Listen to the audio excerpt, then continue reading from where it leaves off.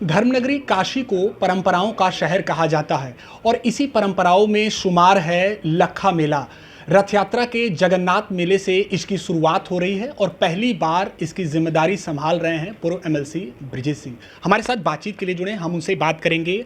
और आपको जिम्मेदारी इस बार मिली है, कैसे इस आयोजन को संपन्न कराया जाएगा? इस आयोजन की जो भी वैदिक रीति रिवाज होता है प्रभु जगन्नाथ के रथ यात्रा की, और जो भी तौर तरीका होता है, वो सब विद्वज्जनों से सलाह मशविरा करके जिस तरीके से प्रभु जगन्नाथ का पुरी में होता है, पूरी कोशिश की गई कि उसी तरीके से इस बार यहाँ की रथ यात्रा हो। हम लोग चूँकि नए हैं, हो सकता है कहीं भूल हो, लेकिन प्रयास यही किया गया कि ये रथ यात्रा भव्य और दिव्य हो। काशी परंपराओं का शहर है, एक विरासत भी है। अगर जगन्नाथ मेले की बात कर लें तो सैकड़ों वर्षों से ये चला आता है। क्या मानते हैं कि इसको करने के लिए कुछ एक और व्यवस्थाओं को तय किया जाना चाहिए? जगन्नाथ जी की इस मेले की बात कर रहे हैं।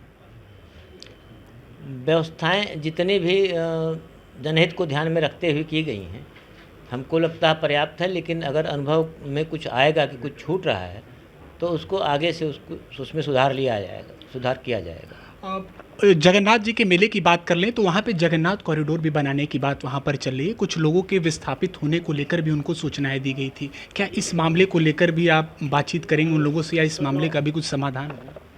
देखिए, विगत कालखंडों में जो कुछ हुआ है वो तो अपनी जगह पे है, लेकिन इस बार जो हमारे अध्यक्ष बनने के बाद न्यासी जनों ने इस पर जो सलाह फाइनल किया है कि कैंपस जितना है उतने को ही सुसज्जित और उसी का जीर्णोद्धार किया जाएगा। बाकी आम जनमानस जहां अपना कॉलोनी आवास बना के रह गया, उसमें किसी से छेड़छाड़ नहीं की जाएगी। अगर हमारे देश की बात कर लें तो धर्म और राजनीति को भी एक ही मार्ग पर भी कभी कभी देखा जाता है। वर्तमान समय को आप कैसे देख रहे हैं? क्या वर्तमान समय सनातन धर्म का स्वर्णिम युग कहा जा सकता है? क्योंकि इसको लेकर भी अनेक बातें कही जा रही हैं। ये तो शुरुआत है, और शुरुआत इतनी अच्छी है तो परिणाम भी बहुत अच्छा हो। और निश्चित रूप से कभी हिंदुस्तान विश्वगुरु था, धर्मगुरु था, और आने वाले समय में ऐसा ही होने वाला है। आने वाले समय में विश्वगुरु हिंदुस्तान बनने वाला है। बिल्कुल, निश्चित रूप से। काशी से आप जुड़े रहे हैं, और वाराणसी की अगर इस शहर की बात कर लें तो 11 वर्षों में आप इस काशी में क्या बदलाव देख रहे हैं? देख, काशी से तो मैं बचपन से हूँ, यहीं बनारस का ही रहने वाला हूँ, और पिछले विगत 11 वर्षों में हमको लगता है इतना विकास तो नहीं देखने को कभी मिला हमें।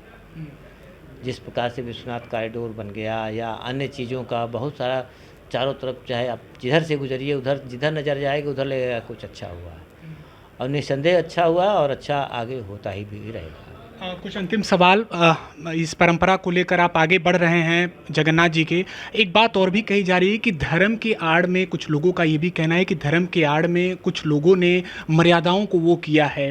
विपक्ष का ये चीज़ें कहना है, क्या? देखिए, चूँकि अभिव्यक्ति की आज़ादी है तो कोई किसी को कुछ भी बोल सकता है, लेकिन आपकी नीयत साफ है, और आपके कार्य अगर दिखेंगे तो फाइनली बहुमत आम जनता, मैक्सिमम लोग ही प्रभावित करें। तो यहाँ तो बुद्ध, कबीर, नानक, तुलसी किसी को नहीं बख्शा गया, तो यहाँ किसी को बख्शने की उम्मीद भी नहीं करनी चाहिए। आप अपने पथ पे, अपने सिद्धांत पे दृढ़ रहिए, चलते रहिए, परवाह करने की जरूरत नहीं है। एक अंतिम सवाल, आपने रामचरितमानस के चौपाई का भी जिक्र किया है। मर्यादा पुरुषोत्तम प्रभु श्री राम की छवि आप किस में देखते हैं? अब मर्यादा पुरुषोत्तम प्रभु श्री राम की छवि कोई एक गुण का पालन कर ले तो बहुत बड़ी बात है। उनसे किसी की तुलना तो वेद भी नित्य निगम का जी, ये उनके बारे में कहा गया है। शुक्रिया बातचीत के लिए। तो इस बार भव्य रूप में जगन्नाथ मेले के आयोजन करने की तैयारी है और इसकी जिम्मेदारी संभाल रहे हैं पूर्व एमएलसी ब्रिजेश सिंह जी।